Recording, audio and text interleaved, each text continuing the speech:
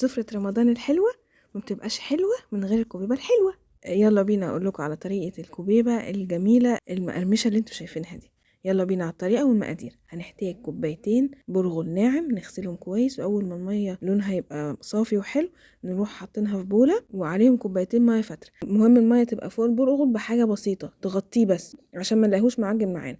وبعد كده نسيبهم حوالي ساعة لغاية اما البرغل نفسه يفشر ويفتح بالمنظر ده. بعد كده اروح نقلهم بقى على في صينية كبيرة او في اي حاجة كبيرة عشان ازود عليه بصلاية كبيرة مفرومة ناعم وحوالي 100 جرام او 150 جرام لحمة مفرومة. هحط بقى التوابل بتاعتي اللي هي معلقة صغيرة فلفل، معلقة صغيرة ملح، بهار حلو، ونص واحدة جوز الطيب. هبدأ بقى اعجن كل الحاجات دي لغاية اما البرغل واللحمة يتجانسوا تماما مع بعض ويدينا بقى عجينه متماسكه زي ما انتم شايفين. واروح حاطه عليه ستريتش، المهم اني اغطيه كويس بالستريتش عشان ما يعملش قشره وتبوظ مني العجينه.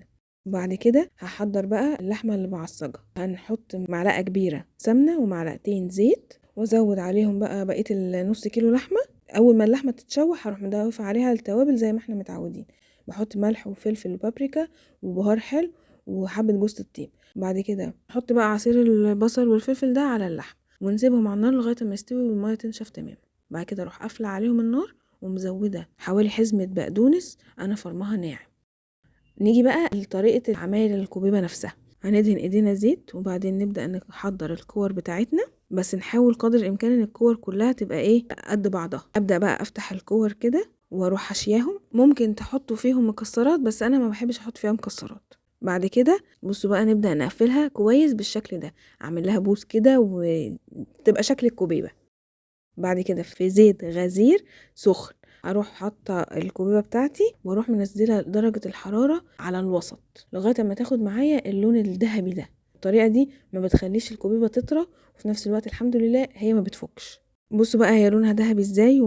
بالنسبه بقى للتفريز، بنحط نايلون نرص عليه القطع الكوبيبه بتاعتنا، وبعدين نروح راجعين تاني حاطين النايلون وحاطين تاني بقيه الكوبيبه اللي احنا عايزين نحطها.